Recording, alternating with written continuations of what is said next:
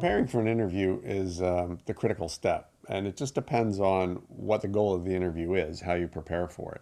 Sometimes it's informational, so you just want to be steeped in as many facts and details as you can. Other times, if it's about a story, then you want to try and get to the core of the emotional aspects of the story you're anticipating getting the interview subject to tell you.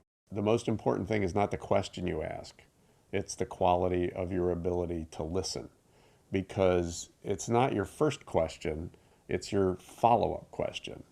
And there's nothing more satisfying than watching the interview subject have one of those realizations that you've helped guide them to by your line of questioning and by your understanding and by the way you are probing the subject at hand, no matter what it is that you're talking about. Interviewing a subject is way more of an art than it is a science. You know, if anything, it's sort of alchemy, because no real artist ever stops creating. I mean, Picasso painted till he died. De Kooning, they paint till they die. Writers write till they die. So filmmakers, interviewers, they are never satisfied. People are complicated. And so when you're interviewing somebody, there's a notion of trying to go deeper all the time. You start with one thing, just the facts, ma'am. And I think that's where the art of listening comes in. And that's the key element of interviewing, is listening and responding and engaging and sort of being present in the moment, so you're able to help the interview subject make discoveries. And that's when you get to the core of the matter.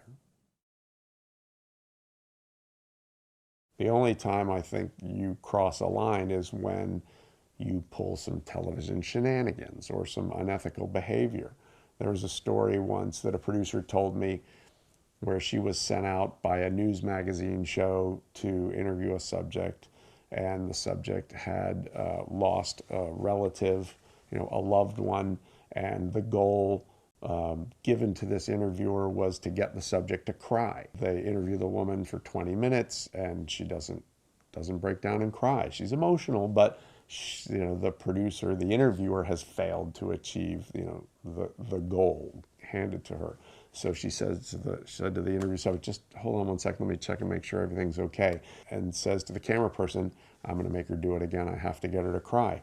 Then goes back to the woman and says, I'm really sorry to put you through this again. We had a technical issue. I have to ask you again. So of course she's stretched the interview subject to the fine edge, and now she tumbles over and breaks down into tears. And to me, that's crossing the line. That's unethical, because she has pushed in a manipulative fashion that the interview subject didn't agree to.